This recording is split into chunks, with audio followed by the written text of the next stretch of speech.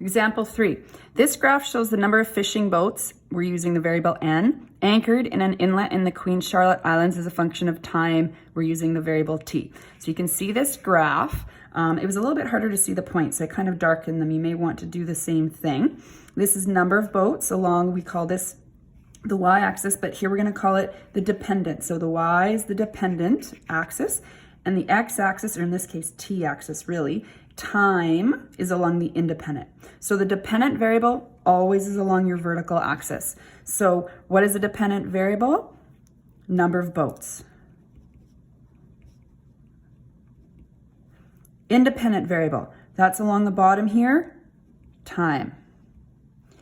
Why are the points on the graph not connected? Well, this, if we look at this again, number of fishing boats, so you're looking at 9, there is exactly, let's see, 25 boats. Okay, so you're not going to have part of a boat. So it doesn't make sense for me to have these connected and say, well, at 9:10 I have 24 boats, or 0.1 boat or something. So you can't have parts. So we say that the boats are restricted to whole numbers. Remember, whole numbers are 0, 1, 2, 3, etc. They do not include fractions or decimals. Okay, so the number of boats is restricted to whole numbers. Okay, so you can't have part of a boat.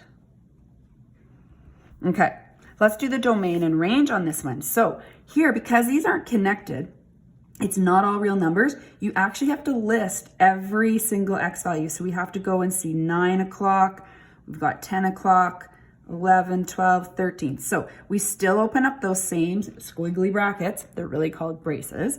And we would list the domain. So 9 o'clock, just put a comma between them, 10 o'clock, 11 o'clock, 12 o'clock, 13, that would be 1 p.m., 14, 15, I'm gonna squeeze in the last one, 16.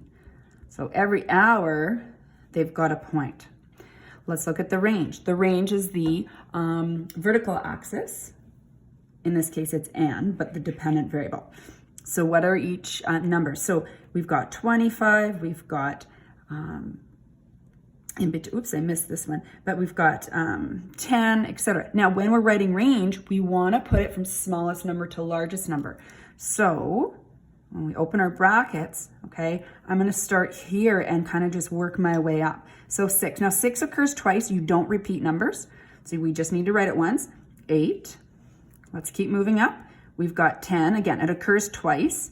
We don't need to write it twice. Halfway between, so this is 11. Moving up this way, we've got 15, and our highest one at the top, 25, close those brackets.